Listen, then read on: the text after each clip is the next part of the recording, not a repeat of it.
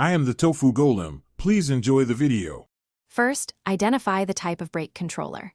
The Ford F150 often has an integrated controller in late models, or you can install an aftermarket proportional or time-delayed unit that uses the 7-pin trailer socket.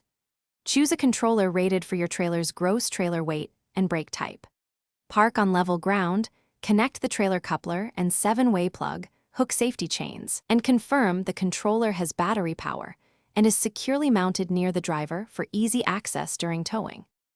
With the trailer hitched, set the controller's initial gain to about 30% and select proportional mode if available. Proportional senses deceleration and applies smooth braking. Confirm wiring at the 7-pin. Ground, running lights, brake output, reverse, and 12V power are correct and secure. Use a multimeter on the brake output and press the truck brake at 5 to 10 mph.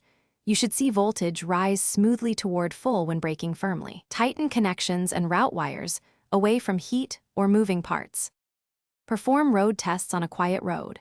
Accelerate to about 20 mph, apply steady brake pressure, and observe trailer behavior.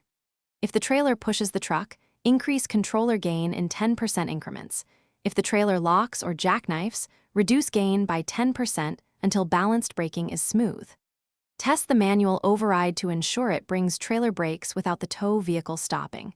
Inspect and test the breakaway switch battery and cable. After the first 50 miles, recheck mounting, wiring torque, and trailer. Thanks for watching. Consider subscribing if we helped you today.